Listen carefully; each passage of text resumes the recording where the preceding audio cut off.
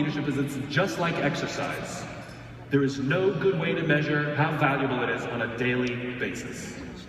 You go to the gym, you come home, you look in the mirror, and you will see nothing.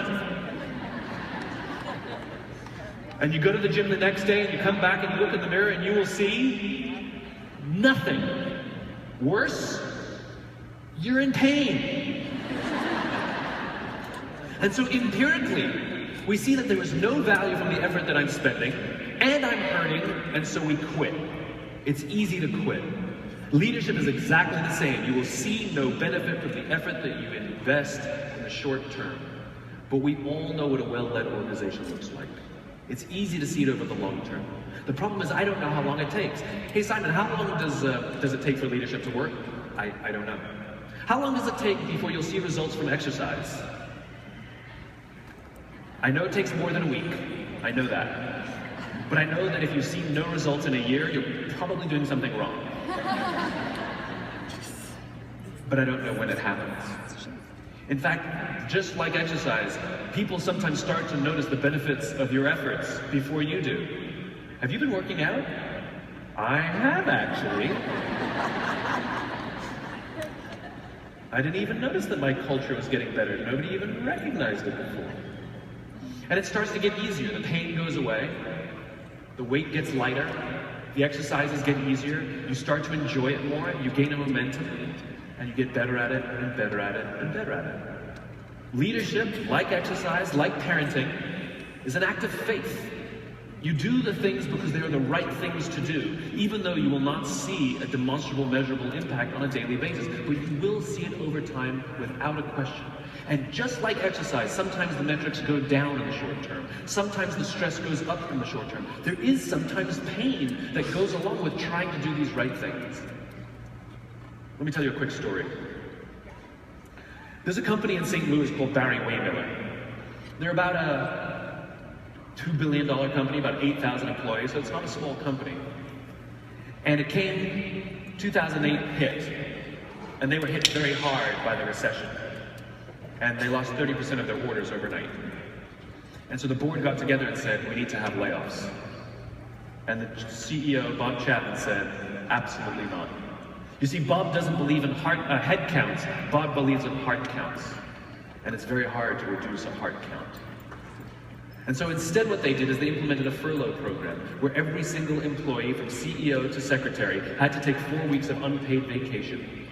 They didn't have to take it consecutively, and they could take it whenever they wanted.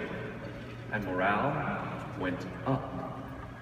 And it was how Bob announced the program that mattered so much. He said it's better that we should all suffer a little than any of us should have to suffer a lot. And the loyalty and love that his people devoted to him and to each other skyrocketed. And behaviors started to show up that were not in the program that they didn't even predict. People who could afford it more started trading with people who could afford it less. So some people took 5 weeks so that somebody else only had to take 3 weeks. This is what happens in well-led organizations. Leadership doesn't mean that you're of the highest rank. Leadership means that you have chosen to take care of those in your group. There's an old Arab saying that says 1,000 enemies outside the tent is better than 1 enemy inside the tent. You're responsible for the people you work with. You're responsible for your family. You're responsible for your clients. You're responsible for those who you have raised your hand and said, I will take care of you. And when they believe you, they will be your biggest champions. They will help you through thick and thin. They will support you. They will stick with you. They will give you their blood and sweat and tears to see that your vision comes to life. Because that's what you do for them. Leadership is a choice. It is a practice. It is a daily practice of putting the interests of others sometimes before your own. You're driving to work. Somebody wants into your lane. What do? Do you pull your car up or pull your car back? That's an act of leadership right there. I know. You're going to have to get to work 1 car length late. I know.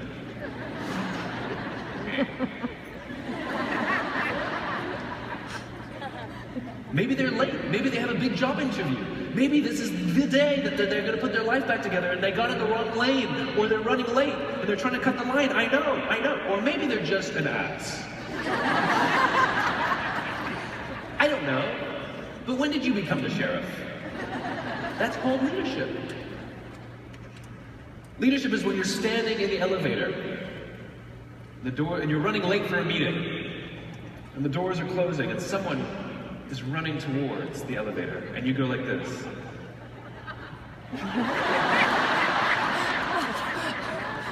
We've all done it.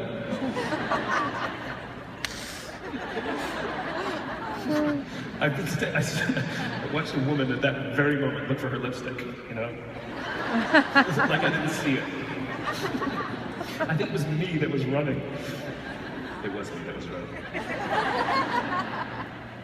Leadership is when you go like this. And when you walk into the meeting a little late and everybody says, "Where were you?" You say, "I was doing something for someone." Leadership is when you ask someone how they're doing and you actually care about the answer. That's what leadership is.